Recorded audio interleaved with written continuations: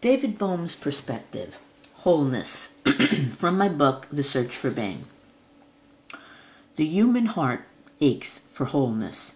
Perhaps wholeness is what the search for being is all about. It was physicist David Bohm who, through his books, taught me what wholeness is all about. The physicist tells us the theories of relativity and quantum theory have changed the way we look at the world. With classical physics, the world was thought to be composed of constituent parts. What relativity and quantum theory did was give us a view of the world as undivided wholeness, where the observer and what was observed are no longer considered as existing separately from each other. The insight we get from quantum theory is that objects can't be considered as separate and independent from experimental conditions. Thus, an electron can manifest the property of a wave or a particle depending on the total situation that exists. When the total context of the process changes, new modes of manifestation are possible. It's the total situation that determines what is manifested. Because of atomic structure, the physicist added, no object can have a sharp boundary. It is the idea of pattern, he tells us, which is relevant, and that experimental conditions or an object are aspects of the pattern being described. Our universe is seen as an excitation pattern in a sea of energy. Thus, our concept of what matter is has changed. Now matter and energy are seen as sometimes behaving like a particle, sometimes like a wave, depending on the context of the environment. With quantum theory, Bohm said, the idea of an actual and individual object is replaced by a potential and statistical object. Quantum theory has upset our notions of strict determinism, replacing it with the idea laws are only determined statistically. These laws can't tell us exactly what is going to happen. Quantum theory describes a world where there is non-continuity, non-causality, and non-locality. Relativity theory also paints a picture of the world as a flux of events and processes. Instead of particles out of which stuff is made, relativity theory shows entities that are more like a pattern of movement. The mathematics underlying it, said Bohm, shows a movement in which everything, any particular element of space, may have a field which unfolds into the whole. While we can't abstract constant patterns from this field of movement, these patterns merge with all other patterns we might also abstract. Einstein's insight was that the universe was like a field, an unbroken, undivided whole, with particles as an abstraction from the field, localized regions in which field is intense. Hence, particles were seen as an abstraction that merge and interpenetrate. Thus, with relativity theory, the idea that the world consists of distinct but interacting parts is no longer relevant, said Bohm. The universe, since quantum theory and relativity theory, must be regarded as an undivided and unbroken whole. What is primary, the physicist tells us, is the idea of unbroken and undivided movement. Relativity implies neither point particles nor quasi-rigid bodies can be taken as primary concepts, Bohm said. Rather now, primary concepts have to be expressed in terms of events and processes. The very notion of ourselves has been changed, according to Bohm, with the self seen as an abstraction from a whole movement, which thus has only a certain relative similarity or constancy of form and pattern of behavior. Food, water, air, and other things are continuously exchanged between the body and its environment through the surfaces of membranes. He explains the movement of electrons, protons, and neutrons under certain conditions create and maintain structure, while under different conditions dissolve it. There is nothing known, said Bohm, that does not ultimately dissolve into movement in this way. Until quantum theory and relativity theory, an idea of order based on the Cartesian grid in which points independently exist in space had resulted in a coherent activity and served us fairly well. But Cartesian coordinates, said Bohm, are appropriate only in a context in which analysis into distinct and autonomous parts is relevant.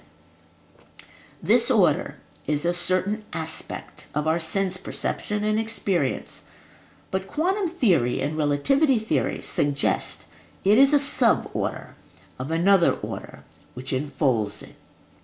Bohm calls this other order, which the mathematics of quantum theory and relativity theory suggests to him, the implicate order. He explains how everything is related to everything else, the idea of undivided wholeness, by using the notion of the implicate order. Bohm sees our universe as an enfolded or implicate order, as folded inwardly, with everything folded into everything else. A total order, he elaborates, is contained in some implicit sense in each region of space and time. Thus, the new order couldn't be understood in terms of Cartesian coordinates, as in classical physics, in terms of a regular arrangement of objects in rows, or as a regular arrangement of events in a series. The word implicit describes something different. It comes from the verb to implicate, which means to fold inward. When we talk of an implicit or an implicate order, we are talking of regions that have a total structure enfolded within it. To understand what Bohm means by the implicate order, we can't think in terms of Aristotelian logic, where A is not equal to B. That logic holds in certain contexts, but not when discussing the whole. In the implicate order, Bohm explains, A is equal to B is equal to C is equal to D. In the implicate order, there is only transformation. To help us understand this, Bohm gives us the example of a television broadcast, where a visual image is carried by a radio wave. With the metaphor of a radio wave, we get some sense of the implicate order as different from an order based on Cartesian coordinates, get some sense of an order of undivided wholeness. You can't use Cartesian order to describe their visual image that is carried by a radio signal, because a radio wave carries the visual image in an implicate order or undivided wholeness. We can think of the visual image being carried by a radio wave as enfolded in the radio wave and then as being unfolded by a receiver in the form of a new visual image.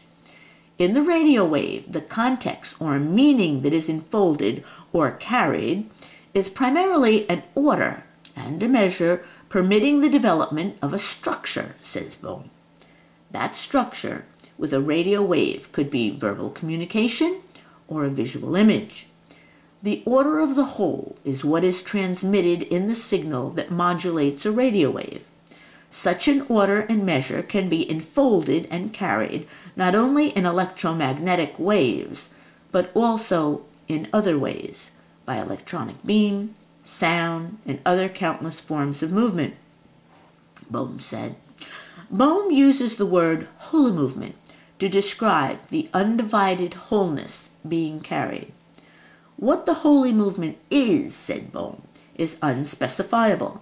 We might abstract aspects of it, light, electrons, sound, but in general, it is an unbroken and undivided totality. It has no particular order or particular measure. It is undefinable and immeasurable. We can only abstract aspects of the holy movement in particular contexts in some measure. We can lift up certain relevant aspects by fixing our attention on them, so the particular aspects stand out from the whole. Our perception becomes aware of certain aspects that stand out against the background that is whole movement. Each aspect can only really be understood in the context of its broader meaning.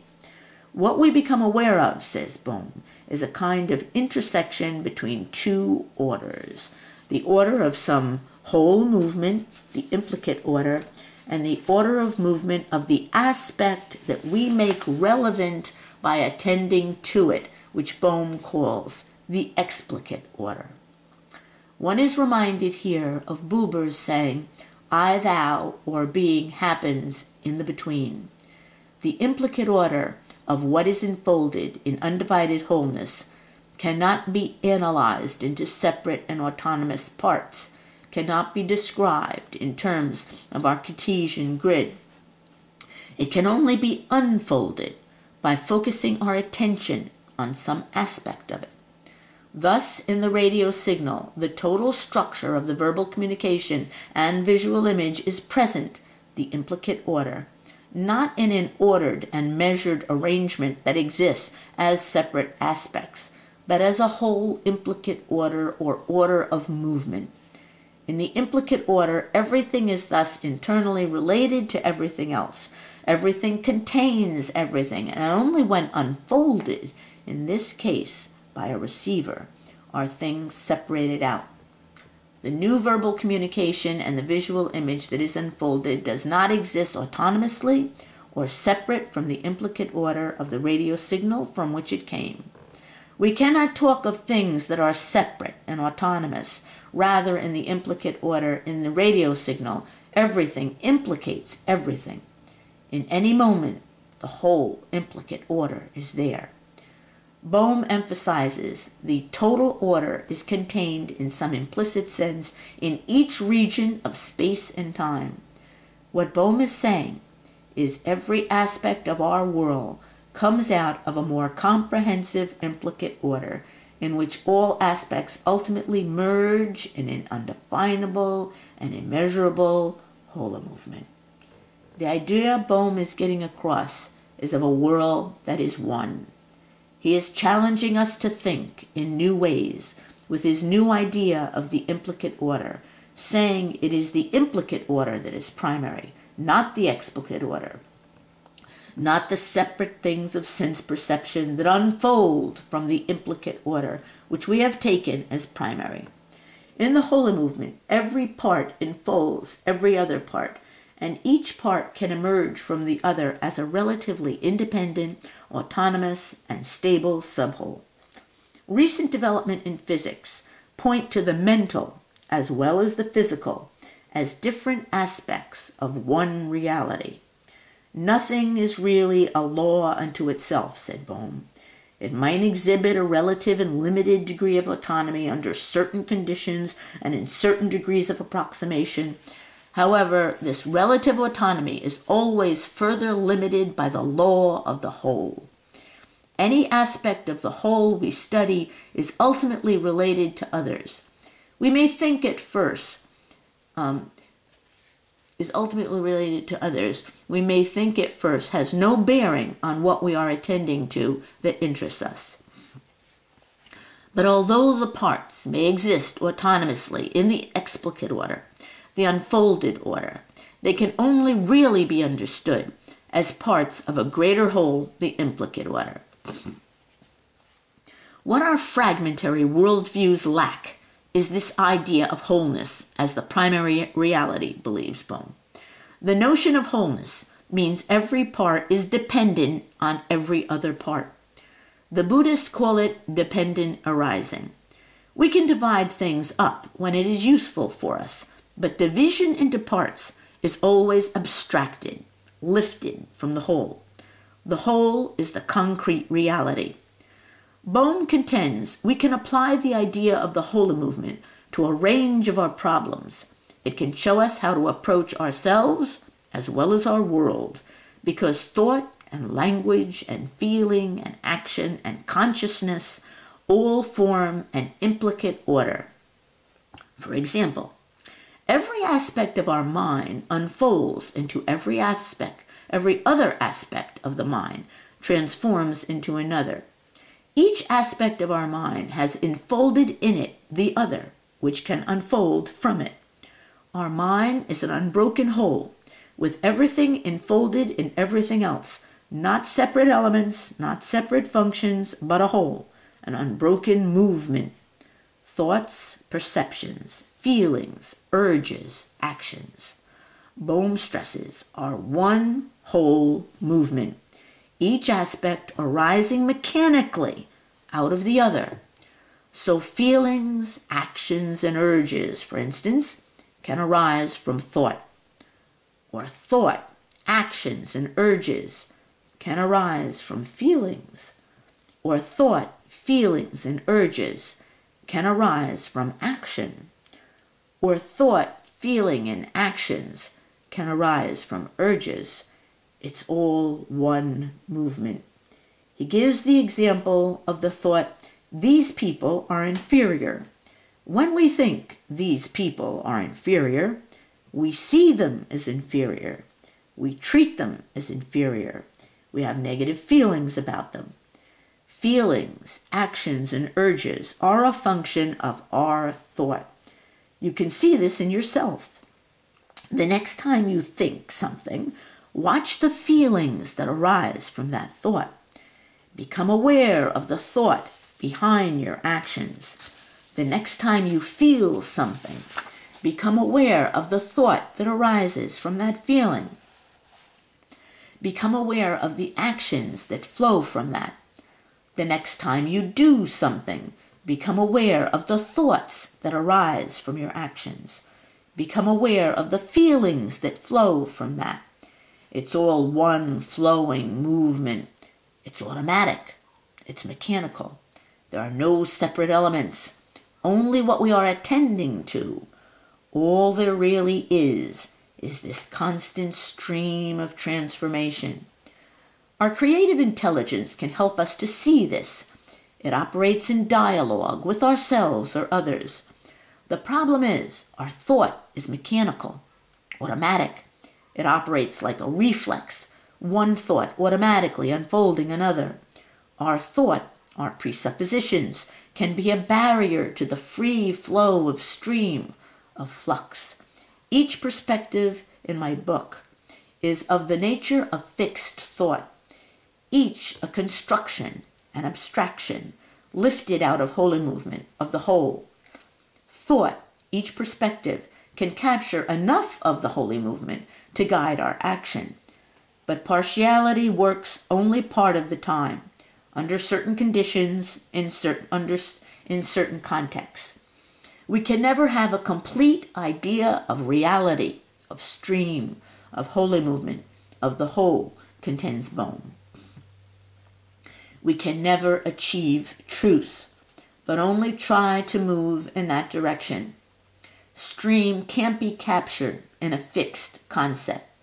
The implicate order cannot be grasped, but it can be unfolded, Bohm tells us. If any pattern of movement is established and starts to become repetitive, that is a kind of disharmony. One thinks of Karen Horney's neurotic trends here. Fixed thoughts can create disharmony. Movement moves according to his theory when something unfolds and has significance, and as a result, something else unfolds. Creativity is inherent in this movement, said Bohm. Rigidity, fixed assumptions, fixed thought, is antithetical to creativity, to the natural flow, free play of the mind. The mind works best in a state of undivided wholeness. It's when we hold rigidly to our thought and try to impose our fixed thought in new contexts where it does not apply that we run into trouble. A person does evil, said Bohm, when he doesn't realize how his thought is programming him to act in the way he does. Even in defining things, our definitions can get in the way of seeing what's there. We have a definition for nation, for instance, that causes fragmentary ways of perceiving. of experiencing, of acting, that is the source of our problems. Our definitions can keep us from awareness of the world as an unbroken whole. We engage in fragmentary thinking as individuals. We engage in fragmentary thinking as a society. And this fragmentation leads to confusion and keeps us from solving our problems. We can't solve our ecological problems, for instance, without seeing the world as an unbroken whole. We fragment reality when we look at things as separately existent by separating them from the broader context in which they originate, are sustained, dissolve. Fragmentation is the result of imposing divisions in an arbitrary fashion without regard to the wider context, ignoring essential connections to the rest of our world. Our essential illness, concludes Bohm, is our feeling of fragmentation of our existence. Our creative intelligence can remedy this, not reflexive thought, not our preconceptions, not our frozen categories. No program has ever been devised, said Bohm, to handle the stream of all eventualities. Thought introduces differences and distinctions through a process of categorization. The movement of what is organized by categories, our way of thinking or representing things.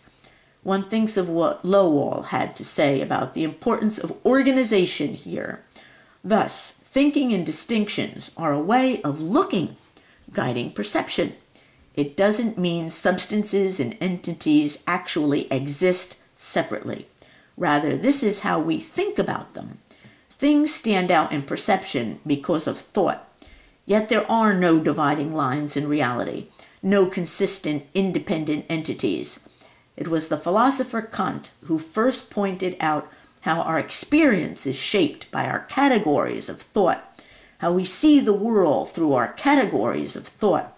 Thus, thought shapes our perception. Thinking, Bohm said, is different from thought.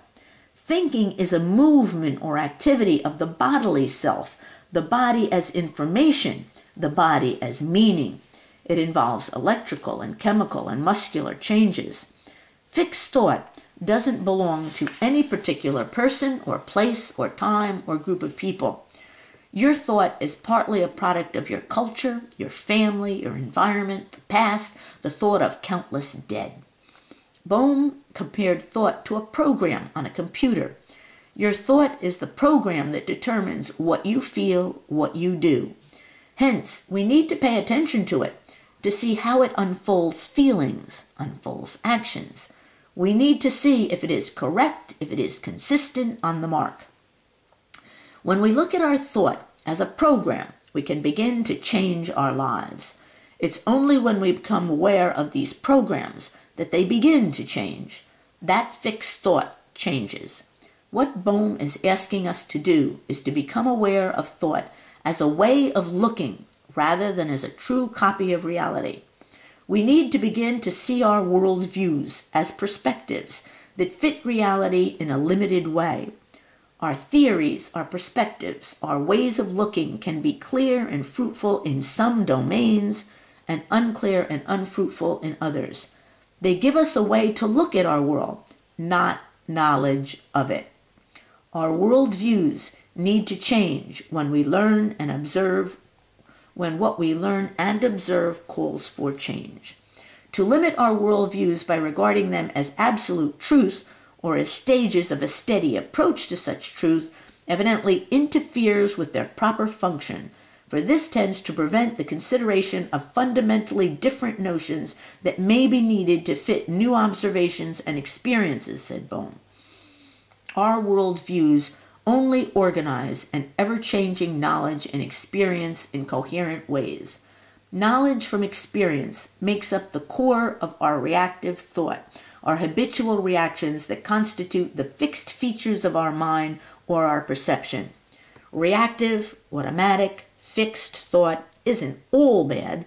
Without it, we would have to reflect on every step we take. What is bad is when we take our thought for reality as it is, said Bohm. The antidote to our reflective thought, our conditioning, our preconceptions, is dialogue. We can have dialogue with ourselves or others.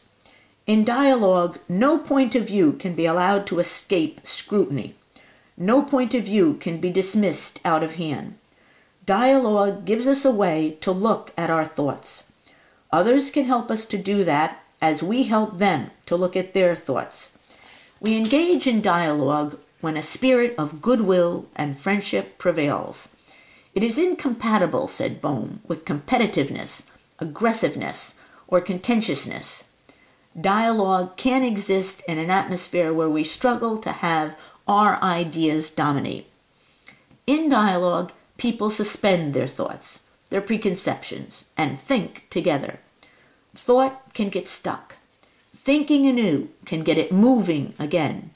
This movement occurs when we hold many points of view in suspension and focus our attention on creating a common meaning.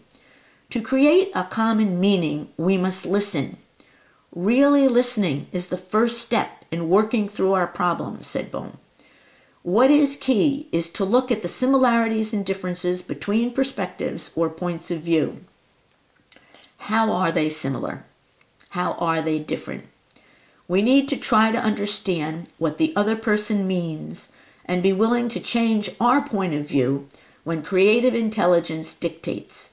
To hold fixed views will only produce breaks in communication, said Bohm, or even violence. For Bohm, it is dialogue that can help mankind achieve wholeness. We need a coherent culture, the physicist felt, and dialogue is the way to create it. Dialogue, Bohm said, is the free flow of meaning. In ordinary conversation, people argue from their point of view. Creative dialogue works in a different way. Thinking together, the free play of thought, the motility of awareness and attention in dialogue help us to free our minds from rigid categories and form. In dialogue, as we hold our point of view in suspension, our mind can come up with new creative perceptions. In dialogue, we may not have a goal, not know exactly what it is we are looking for.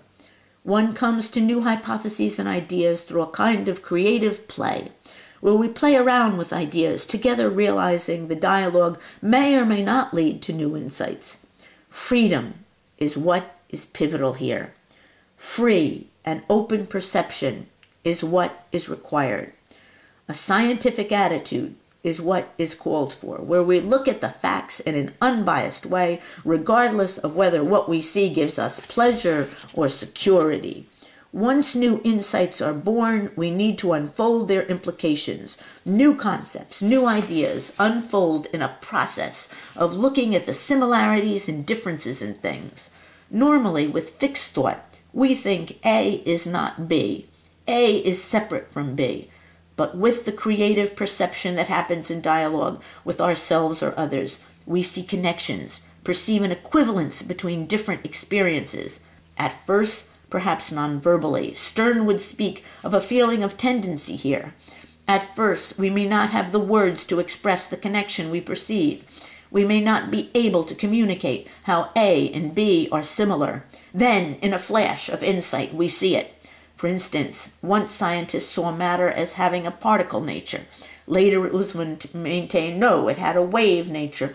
Only gradually, in a process of unfoldment, were the implications realized that the insight reached that a particle is a wave. In reading over all the perspectives in my book, The Search for Being, we can put each construction into a separate category. But if we look at the similarities among the perspectives and at the differences, we might come to new insights about being. To do that, we must suspend our preconceptions that make us the followers of one perspective or another and engage in free dialogue with ourselves or others that can lead to new creative perceptions. Bohm believes the free play of our mind that takes place in dialogue, where assumptions are held in suspension, where many points of view can be considered at the same time, can lead to a new creative surge in our society. Bohm sees creative intelligence as underlying the whole. We cannot think of anything in life, he said, that has not come from creative intelligence. With dialogue with ourselves or others, we participate in that creative intelligence. We can share achieved, let me say that over. We can achieve shared meaning. We can achieve shared meaning. We can achieve shared meaning. Bohm said, being is meaning. That confused me at first. So I went to my dictionary and looked up the word meaning. One definition read, what is intended to be, or actually is. With that,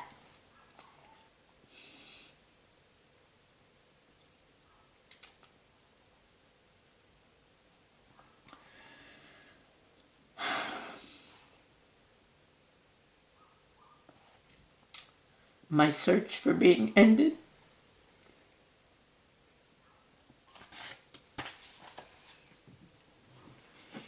Being is what actually is. The whole.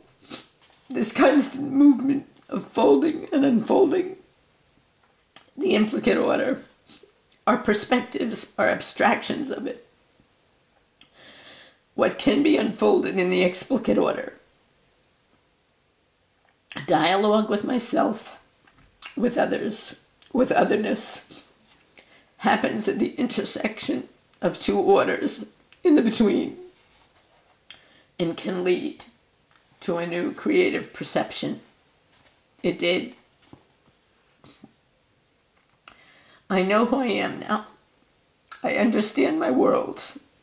At least I have a really good hypothesis that will either fit or not fit further learning and experience. I never had that before. An overall view, a view of the whole that made sense to me. As a result of this book, this dialogue with myself, I have a perspective I can believe in now.